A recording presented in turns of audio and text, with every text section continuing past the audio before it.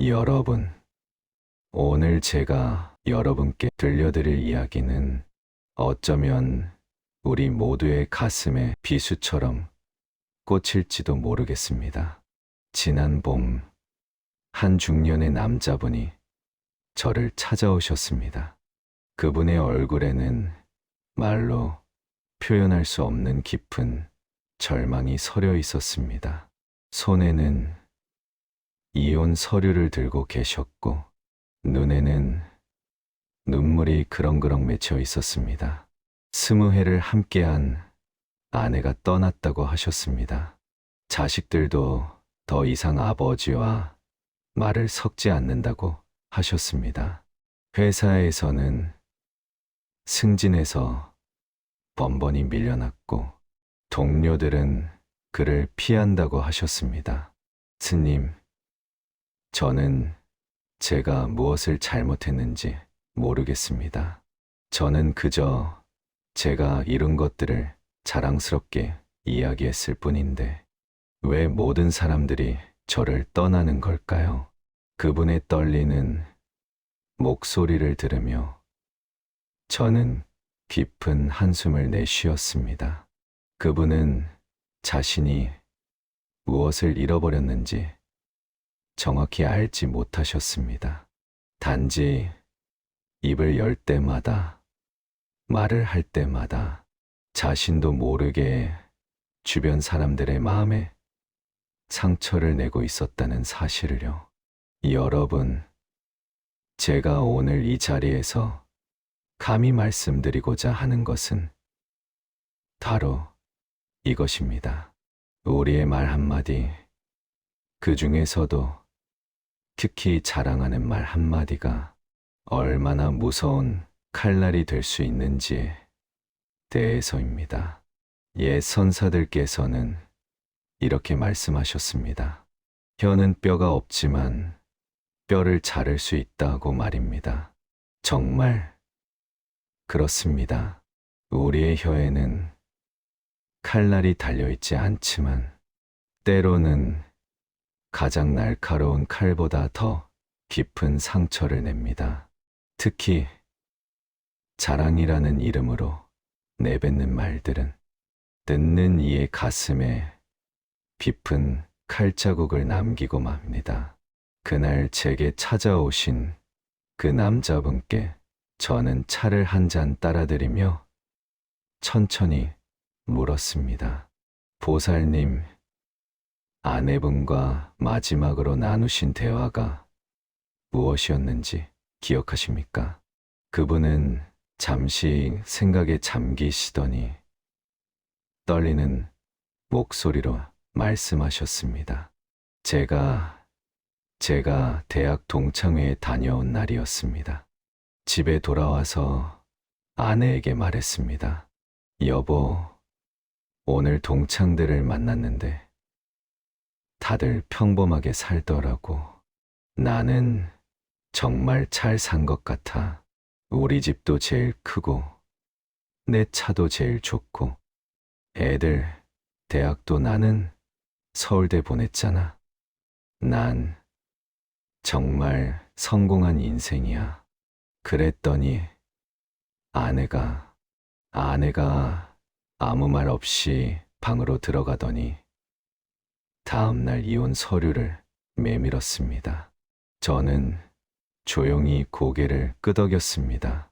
그분의 이야기를 들으며 저는 수십 년 전 제가 산소감자에서 만났던 한 노스님의 가르침이 떠올랐습니다. 그 노스님께서는 평생을 산속에서 수행하신 분이셨습니다. 어느 날 제가 여쭈었습니다. 큰 스님, 사람들은 왜 자랑을 하는 것입니까? 노스님께서는 잠시 먼 산을 바라보시다가 이렇게 말씀하셨습니다. 자랑이라는 것은 말이다. 자신의 내면이 텅 비어 있음을 스스로 증명하는 것이니라. 진정으로 충만한 사람은 자랑할 필요가 없느니라. 향기로운 꽃은 자신의 향기를 자랑하지 않아도 벌과 나비가 알아서 찾아오는 법이니라. 그때는 그 말씀의 깊은 뜻을 제대로 이해하지 못했습니다. 하지만 세월이 흐르고 수많은 사람들의 고통을 함께하면서 저는 비로소 그 말씀의 진정한 의미를 깨달을 수 있었습니다. 여러분, 이제 제가 그날 그 남자분께 그리고 오늘 여러분께 말씀드렸던 5가지에 대해 천천히 이야기해 보겠습니다. 이것은 단순한 가르침이 아닙니다. 이것은 우리가 소중한 인연들을 잃지 않기 위해, 우리의 관계가 무너지지 않기 위해 반드시 새겨야 할 진리입니다. 첫 번째는 자신의 자녀 자랑입니다. 그 남자분의 이야기를 조금 더 들어보니 그분은 습관처럼 자녀 자랑을 하셨다고 합니다. 모임에 나가면 우리 아들은 서울대 나왔다. 우리 딸은 의사다. 우리 애는 대기업 다닌다는 말을 입에 달고 사셨답니다. 어느 날 그분의 아내는 친구를 만나고 왔습니다. 그런데 그날은 평소와 달리 말이 없으셨답니다. 남편이 물었습니다. 왜 그래? 무슨 일 있어? 아내가 한참을 망설이다가 말했습니다. 당신이 맨날 애들 자랑만 하니까 친구들이 나를 만나기 싫어해. 오늘도 한 친구가 그러더라. 내 남편은 우리 애들을 무시하는 것 같아서 만나기가 불편해. 그런데 당신 알아? 그 친구 아들 취업 못해서 3년째 고생하고 있어. 당신이 우리 애 자랑할 때마다 그 친구가 얼마나 마음 아팠겠어. 그분은 그제야 깨달으셨답니다. 자신의 자녀 자랑이 얼마나 많은 사람들에게 상처를 주었는지를요. 여러분, 제가 지난 40년간 수많은 분들의 고민을 들으며 깨달은 것이 있습니다. 자녀 자랑만큼 듣는 이의 마음을 아프게 하는 것도 드뭅니다. 왜 그럴까요? 누구에게나 자식은 소중합니다. 자식이 잘 되기를 바라지 않는 부모가 어디 있겠습니까? 그런데 그 소중한 자식이 남들만큼 성공하지 못했을 때, 남들만큼 좋은 대학에 가지 못했을 때, 남들만큼 좋은 직장에 다니지 못할 때, 부모의 마음은 어떻겠습니까? 그 마음은 이미 충분히 아픕니다. 밤마다 자식 걱정에 잠을 이루지 못합니다. 내가 뭘 잘못했을까? 내가 더 잘해줬어야 했는데 라는 자책감에 시달립니다. 그런데 그런 상황에서 남이 자기 자식 자랑을 하면 그 아픔이 몇 배로 커집니다. 저는 한 어머니를 기억합니다. 그분은 절에 와서 제게 이런 이야기를 하셨습니다. 스님, 저희 아들이 올해로 30입니다. 대학도 못 갔습니다. 취업도 못했습니다. 집에서 매일 게임만 합니다. 제 마음이 매일 찢어집니다. 그런데 제 친구가 만날 때마다 자기 아들 자랑을 합니다. 서울대 나왔다. 대기업 다닌다. 결혼도 잘했다. 스님, 저는 그 친구를 만나고 오면 일주일 내내 밥이 넘어가지 않습니다. 제 아들을 보면 한숨만 나옵니다. 그 친구가 나쁜 사람은 아닙니다. 그저 자기 아들이 자랑스러워서 이야기하는 것일 뿐입니다. 하지만 저는 그 친구를 더 이상 만날 수가 없습니다. 여러분, 이것이 자녀 자랑의 무서운 점입니다. 자랑하는 사람은 악의가 없습니다. 그저 자기 자식이 기특하고 자랑스러워서 이야기하는 것뿐입니다. 하지만 듣는 사람의 마음에는 칼이 꽂힙니다. 부처님께서는 말씀하셨습니다. 자비심이란 남의 고통을 내 고통처럼 느끼는 것이니라. 진정한 자비는 내 자식이 잘 됐다고 해서 그것을 소리 높여 자랑하는 것이 아닙니다. 오히려 내 자식이 잘 됐을 때 그렇지 못한 이웃의 마음을 케하려 조용히 감사하는 마음을 갖는 것입니다. 제가 아는 한 보살님은 아들이 의사가 되었지만 누구에게도 그 이야기를 하지 않으셨습니다. 누가 물어봐도 그냥 직장 다닙니다 라고만 하셨습니다. 왜 그러시냐고 제가 여쭈었더니 이렇게 말씀하셨습니다. 스님, 제 주변에는 자식 때문에 고생하는 친구들이 많습니다. 제 자식이 잘 된 것은 제 공이 아니라 부처님의 은혜이고 조상님의 덕입니다. 그것을 자랑해서 남에게 상처를 준다면 그것은 부처님의 은혜를 욕되게 하는 것이 아니겠습니까? 얼마나 아름다운 마음입니까? 이것이 진정한 지혜입니다.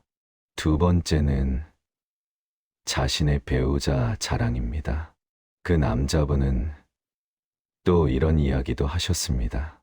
친구들을 만나면 늘 아내 자랑을 했답니다. 우리 마누라는 요리를 정말 잘해. 우리 마누라는 살림을 알뜰하게 해. 우리 마누라는 친정이 부자야 라고요. 그런데 어느 날 친구 하나가 술자리에서 화를 냈답니다. 야, 너 그만 좀 해. 너 아내 자랑할 때마다 우리가 얼마나 기분 나쁜지 알아? 우리는 집에 가면 매일 싸우고 이혼 이야기까지 나오는데 너만 행복한 척하지 마. 그분은 그때 충격을 받으셨답니다. 자신은 그저 아내가 고마워서 자랑스러워서 한 말인데 그것이 친구들에게 상처가 됐다는 사실을요. 여러분, 세상의 모든 부부가 행복한 것은 아닙니다. 어떤 부부는 매일 다투며 삽니다. 어떤 부부는 이미 마음이 떠났지만 자식 때문에, 체면 때문에 억지로 함께 살아갑니다. 어떤 부부는 배우자의 외도로 가슴에 못이 박혀 있습니다. 어떤 부부는 경제적인 문제로, 건강 문제로 온갖 어려움을 겪으며 살아갑니다. 그런 사람들 앞에서 자신의 배우자 자랑을 한다는 것은 그들의 상처에 소금을 뿌리는 것과 같습니다. 저는 한 여자 보살님을 기억합니다. 그분은 남편의 외도로 몹시 힘들어 하셨습니다. 이혼을 할까 참고 살까 고민하며 매일 눈물로 지새우셨습니다. 그런데 그분의 언니가 전화할 때마다 자기 남편 자랑을 했답니다. 얼마나 자상한지, 얼마나 사랑해주는지, 결혼기념일마다 어떤 선물을 해주는지. 그분은 제게 이렇게 말씀하셨습니다. 스님, 언니 전화가 오면 심장이 두근거립니다. 또 언니 남편 자랑을 들어야 한다는 것이 두렵고 무섭습니다. 그 이야기를 들으면 제 남편이 더 밉고 제 인생이 더 비참해집니다. 언니는 나를 위로하려고 하는 말이겠지만 오히려 더 큰 상처가 됩니다. 여러분, 배우자가 좋은 것은 큰 복입니다. 그것에 감사해야 합니다. 하지만 그 감사를 남에게 자랑으로 표현할 필요는 없습니다. 진정한 감사는 배우자에게 직접 표현하는 것입니다.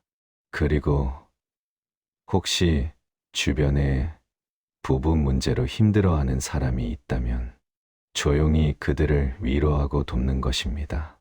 부처님께서는 말씀하셨습니다. 남의 불행을 보고 나의 행복을 자랑하는 것은 자비가 아니니라.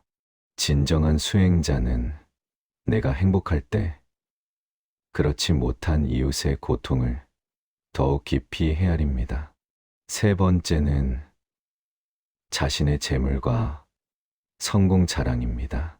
그 남자분이 아내를 떠나보내게 된 결정적인 이유가 바로 이것이었습니다. 그분은 사업에 성공하셨습니다. 큰 집을 사셨고 좋은 차를 모셨고 경제적으로 여유로웠습니다. 그것 자체는 나쁜 것이 아닙니다. 열심히 노력한 결과이니까요. 하지만 그분은 그것을 끊임없이 자랑하셨습니다. 친구들을 만나면 자기 집 이야기, 자기 차 이야기, 자기가 다니는 골프장 이야기를 하셨습니다. 심지어 아내의 친구들 앞에서도, 아내의 가족들 앞에서도 그런 이야기를 하셨답니다. 아내는 그럴 때마다 창피하고 불편했지만 참았답니다. 하지만 그날 밤 동창회에서 돌아온 남편이 다른 사람들을 평범하다고 깎아내리며 자신만 성공했다고 자랑할 때 아내의 인내심이 한계에 달했던 것입니다. 아내가 이혼 서류를 내밀며 마지막으로 한 말이 있었답니다.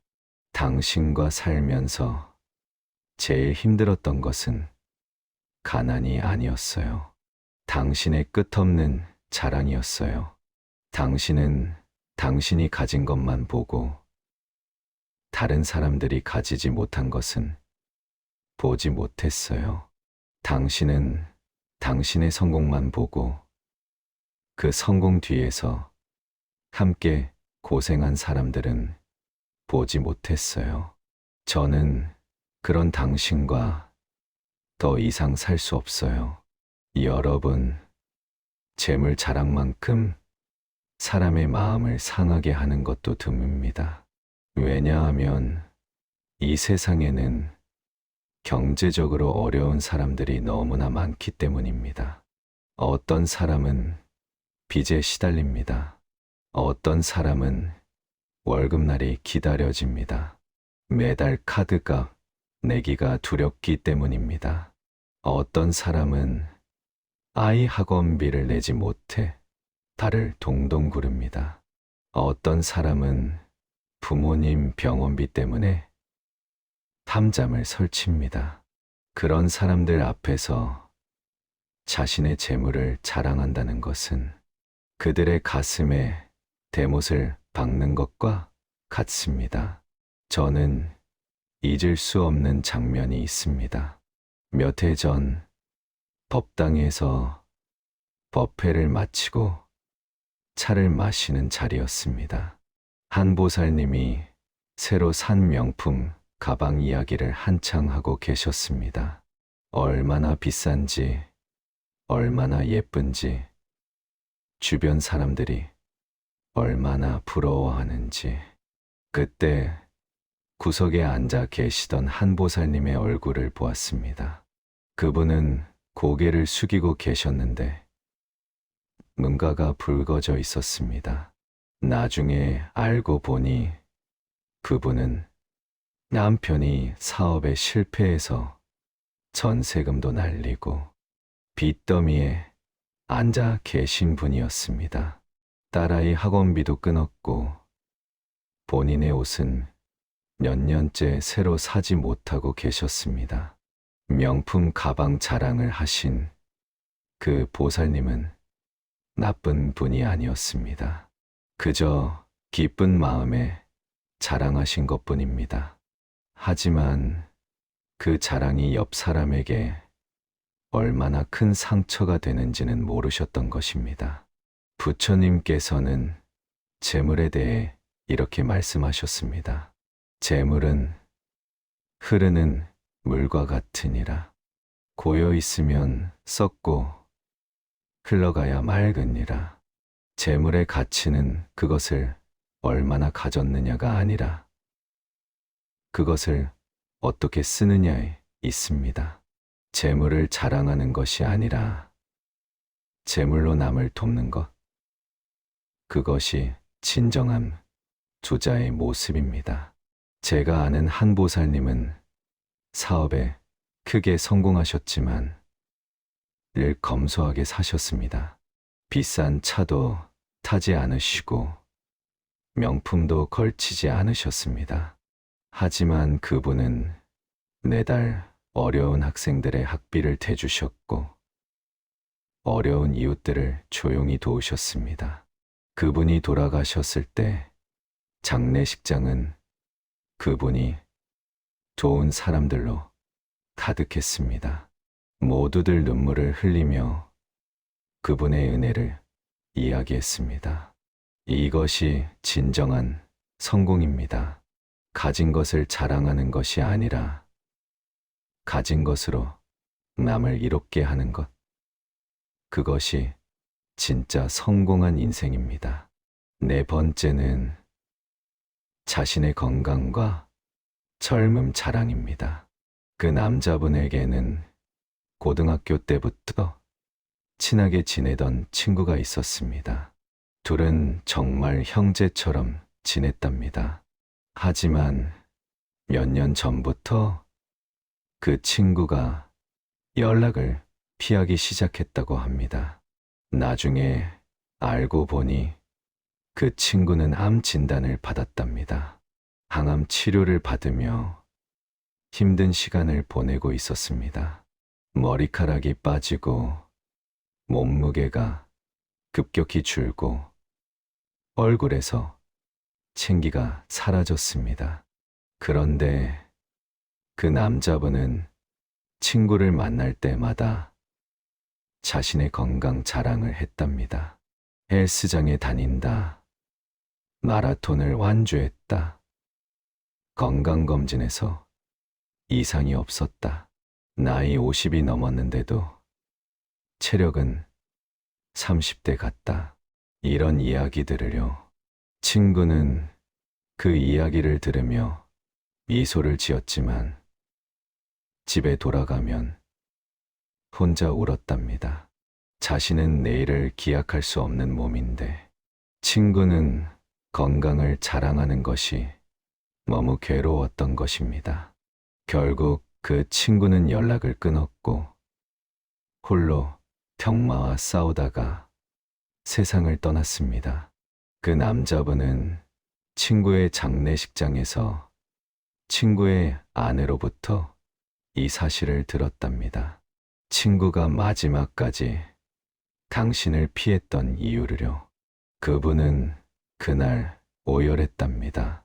친구가 가장 힘들 때 곁에 있어 주지 못했다는 것도 슬펐지만 자신의 무심한 자랑이 친구를 더욱 고통스럽게 했다는 사실이 너무나 괴로웠던 것입니다. 여러분, 건강은 하늘이 주신 선물입니다. 그것에 감사해야 하지만 자랑할 일은 암입니다. 왜냐하면 이 세상에는 아픈 사람들이 너무나 많기 때문입니다. 어떤 사람은 만성 질환으로 매일 약을 먹습니다. 어떤 사람은 통증과 싸우며 하루하루를 버팁니다. 어떤 사람은 불치병 진단을 받고 죽음을 앞두고 있습니다.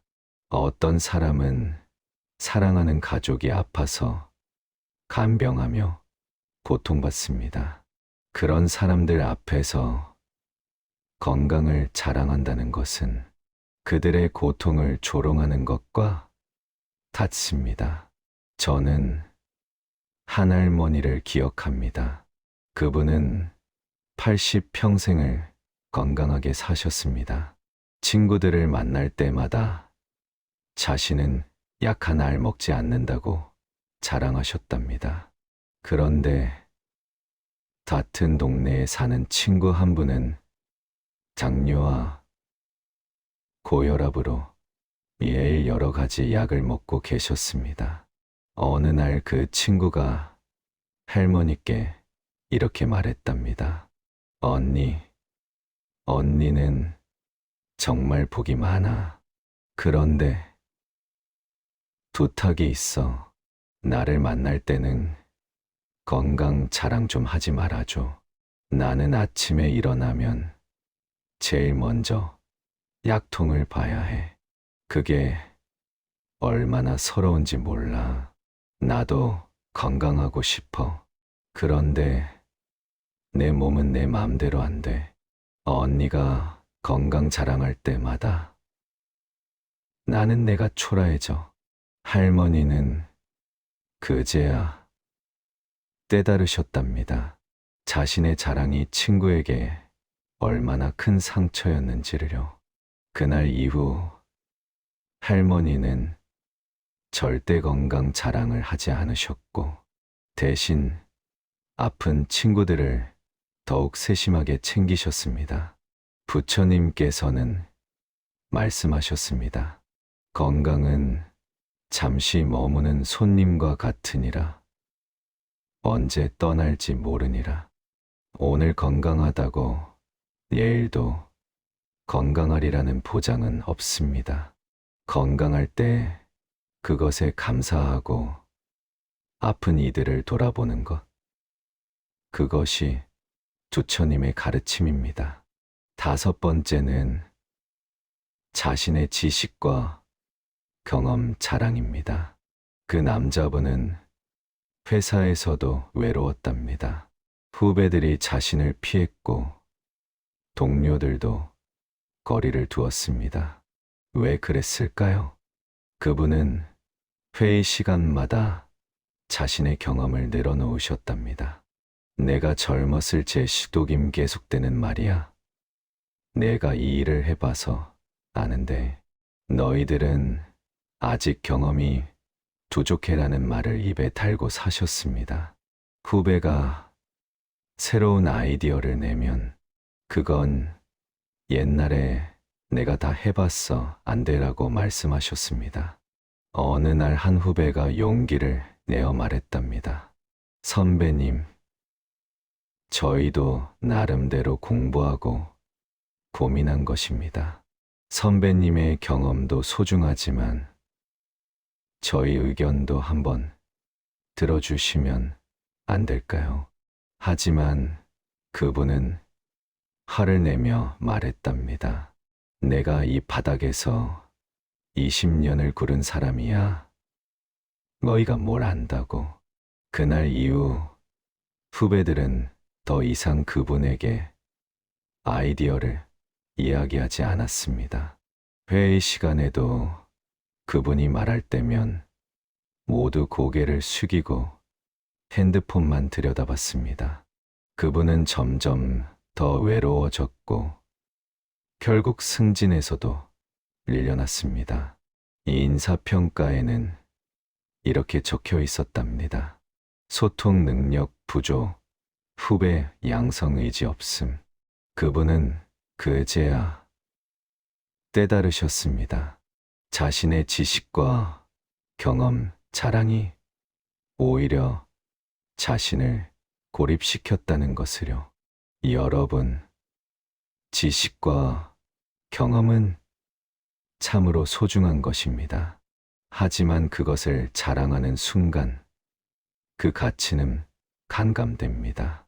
왜냐하면 진정한 지혜는 겸손함에서 나오기 때문입니다. 저는 예전에 한 대학 교수님을 만난 적이 있습니다. 그분은 세계적으로 유명한 학자셨습니다. 수많은 논문을 쓰셨고 여러 나라에서 강연 요청이 왔습니다. 하지만 그분은 절에 오실 때마다 가장 낮은 자리에 앉으셨습니다. 젊은 보살님들의 이야기도 귀 기울여 들으셨고, 그것 참 좋은 생각이네요. 그렇게도 생각할 수 있군요. 라고 말씀하셨습니다. 어느 날 제가 여쭈었습니다. 교수님께서는 그렇게 많이 배우셨는데 어떻게 그리 겸손하실 수 있으십니까? 교수님은 웃으시며 이렇게 말씀하셨습니다. 스님, 제가 많이 배울수록 오히려 제가 모르는 것이 더 많다는 것을 깨닫습니다. 젊었을 때는 조금 알면 다 아는 줄 알았습니다. 그래서 자랑하고 싶었습니다. 하지만 나이가 들수록 공부를 할수록 세상은 참으로 넓고 깊다는 것을 알게 되었습니다. 그리고 모든 사람에게서 배울 것이 있다는 것도 알게 되었습니다. 학력이 낮은 사람에게서도 삶의 지혜를 배웁니다. 어린아이에게서도 순수함을 배웁니다. 그러니 제가 어찌 자랑할 수 있겠습니까? 얼마나 아름다운 말씀입니까? 이것이 진정한 지혜입니다. 반대로 지식을 자랑하는 사람들을 보십시오. 그들은 끊임없이 남의 말을 끊고 자기의 의견을 강요하고 다른 사람의 생각을 무시합니다. 내가 책에서 읽었는데, 내가 외국에서 배워왔는데, 내가 전문가인데 라는 말로 다른 사람을 누르려고 합니다. 그런 사람들 주변에는 사람이 모이지 않습니다. 왜냐하면 누구도 무시당하고 싶어 하지 않기 때문입니다. 누구도 자신의 생각과 경험이 하찮게 여겨지는 것을 원하지 않기 때문입니다. 저는 한 할아버지를 기억합니다. 그분은 초등학교도 제대로 나오지 못하셨습니다. 글도 서툴게 읽으셨습니다. 하지만 그분 주변에는 늘 사람들이 모여들었습니다. 젊은이들도 나이 드신 분들도 모두 그분의 이야기를 듣고 싶어 했습니다. 왜 그랬을까요? 그분은 절대 자신의 경험을 자랑하지 않으셨기 때문입니다. 대신 질문을 하셨습니다. 자네 생각은 어떤가? 자네 경험은 어떠했나? 라고 물으셨습니다. 그리고 상대방의 이야기를 정말 진지하게 들어주셨습니다. 고개를 끄덕이시며 때로는 감탄하시며 아, 그렇구만. 그것 참 좋은 생각이네 라고 말씀하셨습니다. 그분이 돌아가셨을 때 마을 사람들은 모두 울었습니다. 한 젊은이가 제게 이렇게 말했습니다. 스님, 할아버지는 제게 가장 훌륭한 스승이셨습니다. 할아버지는 많이 배우신 분은 아니셨지만 제 이야기를 가장 잘 들어주신 분이셨습니다. 할아버지와 이야기하고 나면 제가 소중한 사람이 된 것 같았습니다. 여러분, 이것이 진정한 지혜입니다. 아는 것을 자랑하는 것이 아니라 다른 사람에게서 배우려는 자세. 그것이 진짜 지혜로운 사람의 모습입니다. 공자께서도 말씀하셨습니다. 세 사람이 길을 가면 그 중에 반드시 나의 스승이 있다. 누구에게나 배울 점이 있다는 뜻입니다.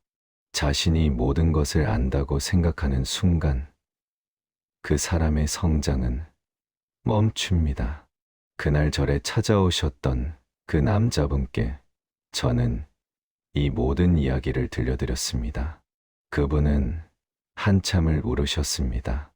그리고는 이렇게 말씀하셨습니다. 스님, 저는 정말 어리석었습니다. 저는 제가 가진 것들을 자랑하면 사람들이 저를 부러워하고 존경할 줄 알았습니다. 하지만 그것은 착각이었습니다.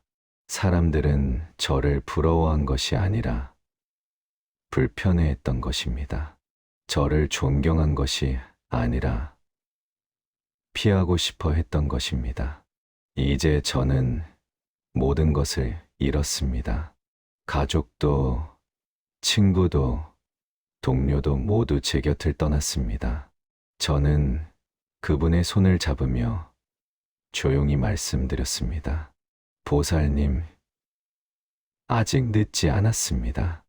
깨달음에 늦고 잃은 것이 어디 있겠습니까? 지금부터라도 달라지십시오. 자랑하는 대신 감사하십시오. 말하는 대신 들어주십시오. 과시하는 대신 나누십시오. 그렇게 하루하루를 살아가다 보면 언젠가는 다시 사람들이 보살님 곁으로 돌아올 것입니다. 그분은 그날 이후 변화하셨습니다. 이혼한 아내에게 편지를 썼습니다. 긴 사과의 편지였습니다.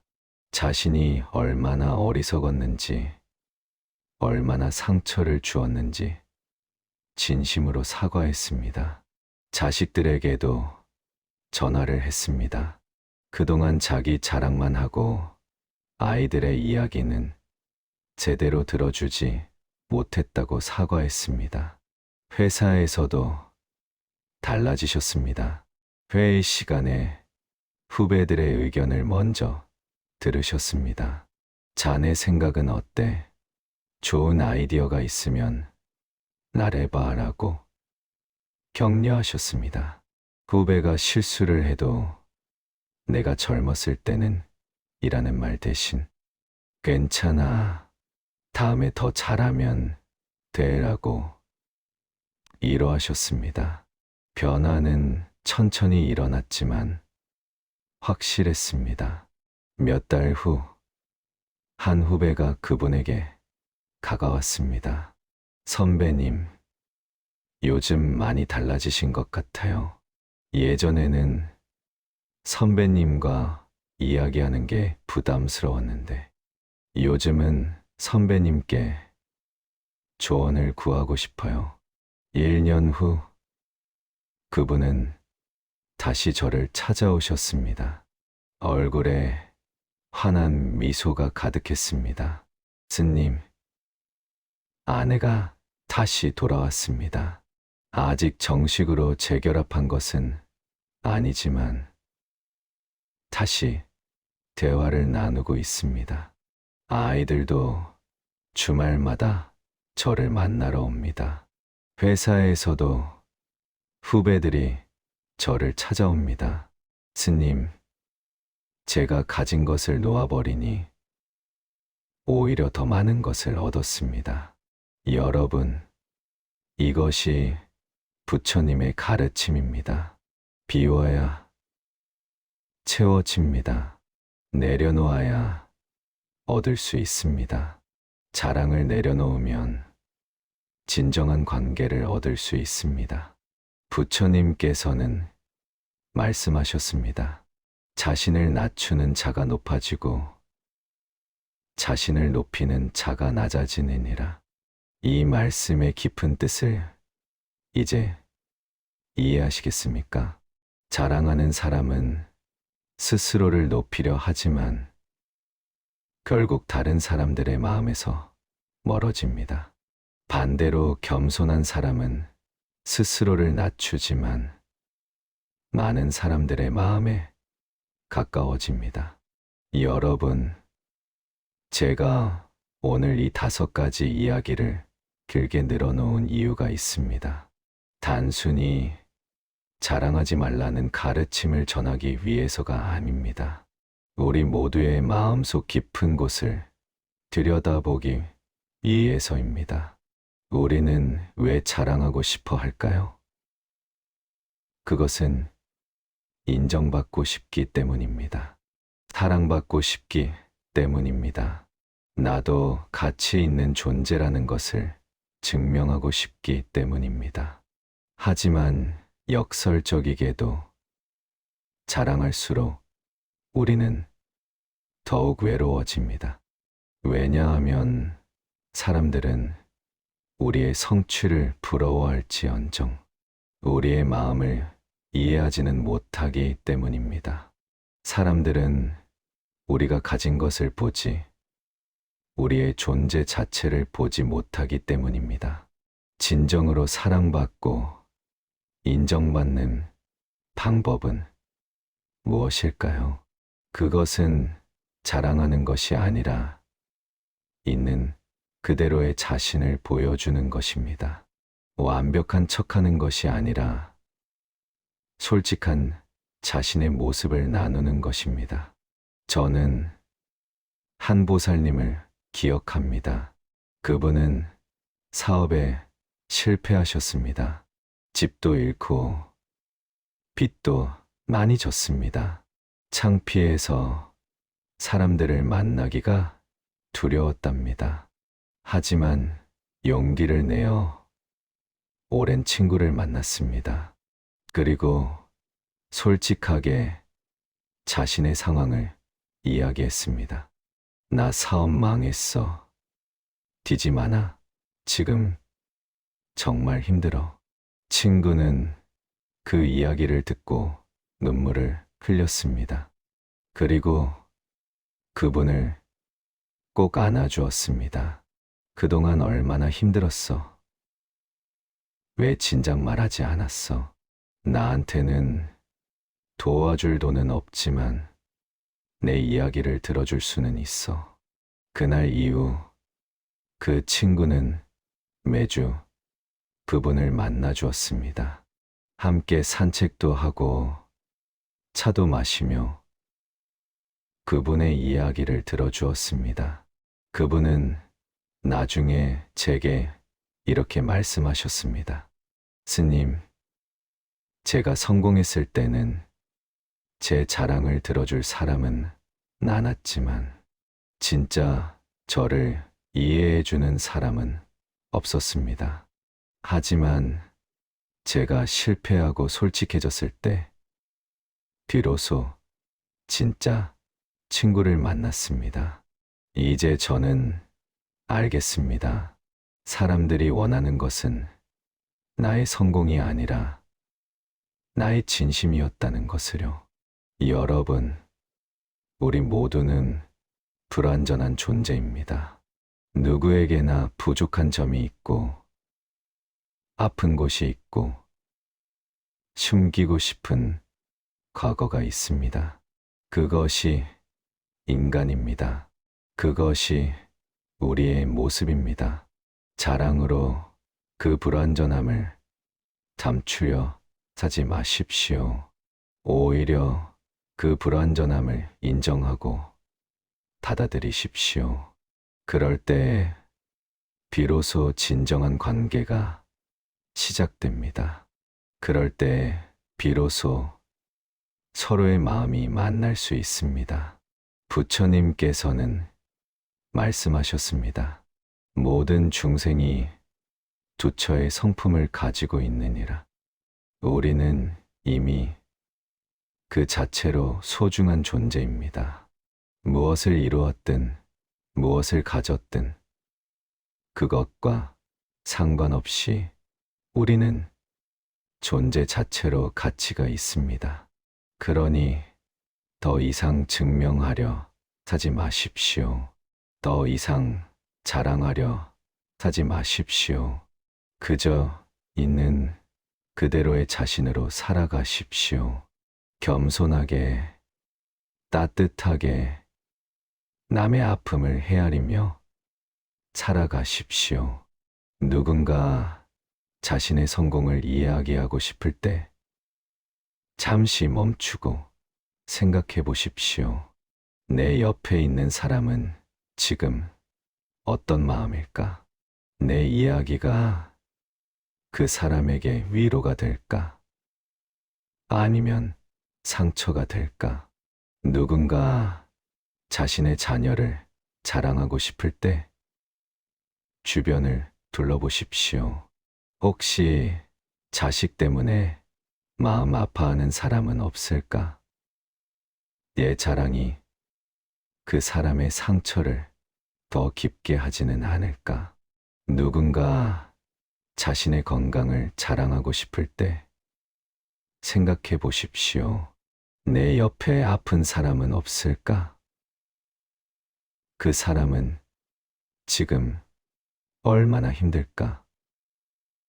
내 자랑이 그 사람에게 어떻게 들릴까?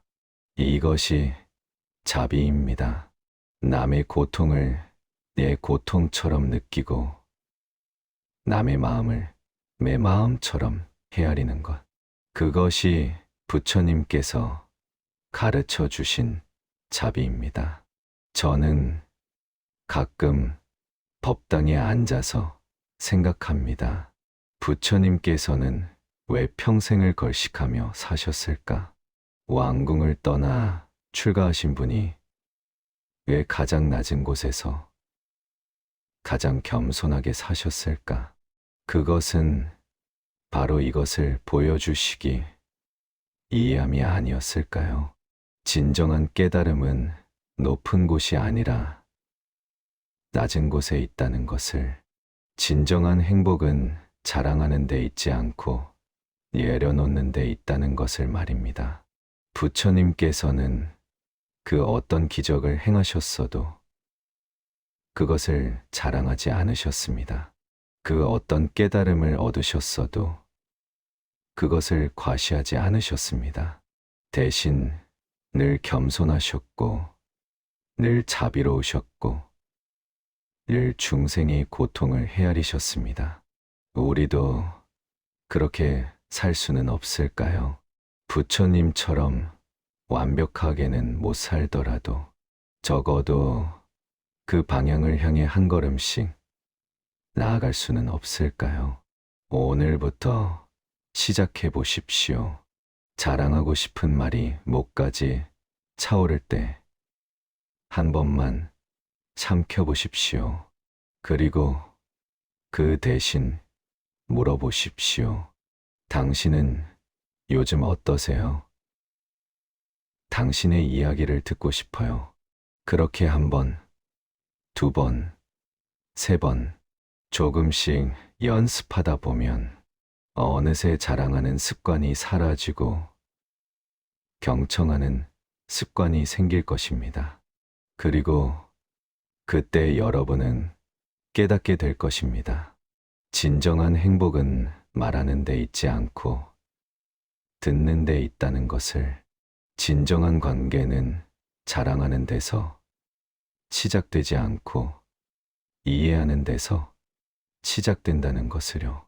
마지막으로 여러분께 한 가지 이야기를 더 들려드리겠습니다. 옛날 어느 산속에 두 스님이 살았습니다.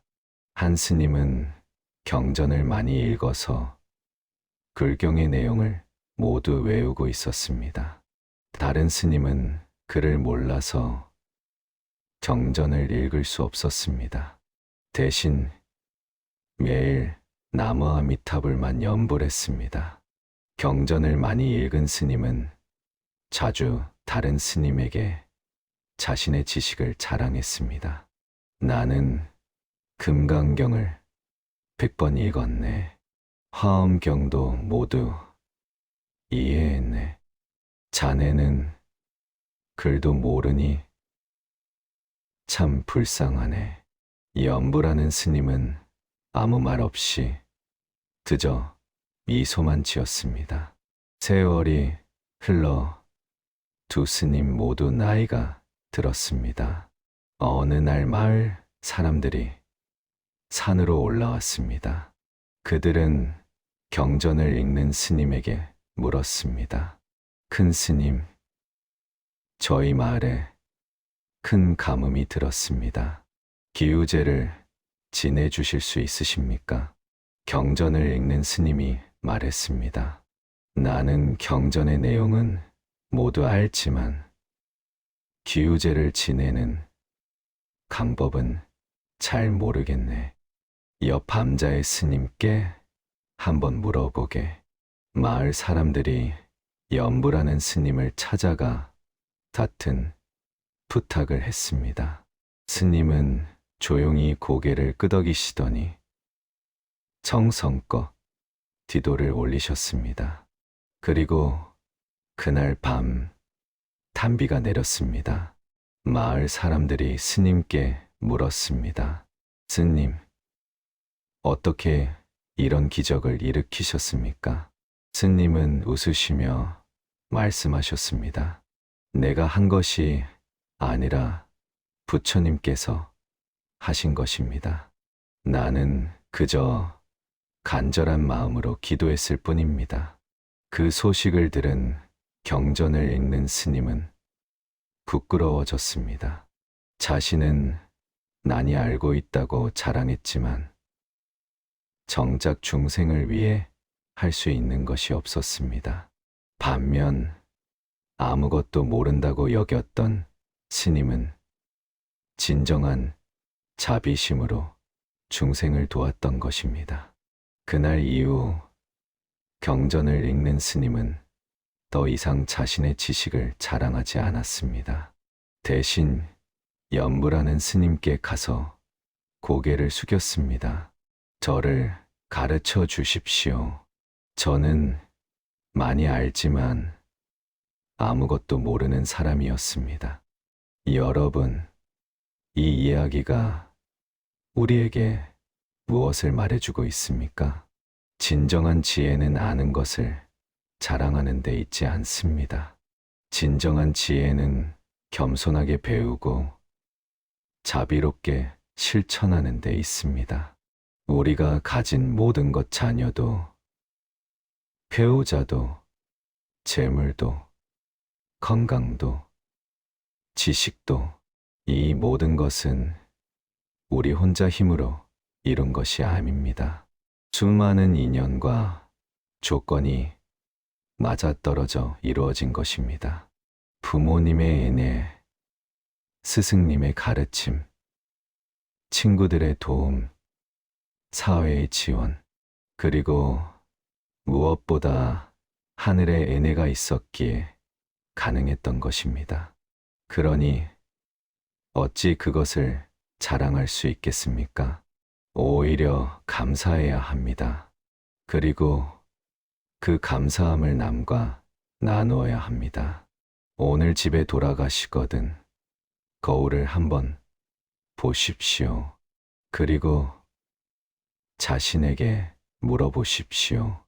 나는 오늘 누구에게 상처를 주지 않았는가? 나는 오늘 누구의 마음을 헤아렸는가? 나는 오늘 겸손했는가? 만약 그렇지 못했다면 내일부터라도 달라지십시오. 너무 늦은 때란 없습니다. 부처님께서는 말씀하셨습니다. 선을 행하는 데 늦고 이름이 어디 있겠느냐? 지금 이 순간이 바로 시작할 때니라. 혀가 잘려나가도 자랑하면 안 되는 5가지 제가 오늘 이렇게 길게 말씀드렸습니다. 하지만 이것은 단순히 하지 말라는 금기가 아닙니다. 이것은 우리가 더 행복하게, 더 평화롭게, 더 의미 있게 살기 위한 지혜입니다. 자랑을 내려놓으십시오. 그러면 진정한 관계를 얻게 될 것입니다. 겸손을 배우십시오. 그러면 더 많은 것을 배우게 될 것입니다. 남의 아픔을 헤아리십시오. 그러면 자신의 행복도 더 깊어질 것입니다. 이것이 제가 오늘 여러분께 전하고 싶은 말씀입니다. 부디 이 말씀이 여러분의 가슴에 작은 씨앗이 되어 언젠가 아름다운 꽃을 피우기를 간절히 기도합니다.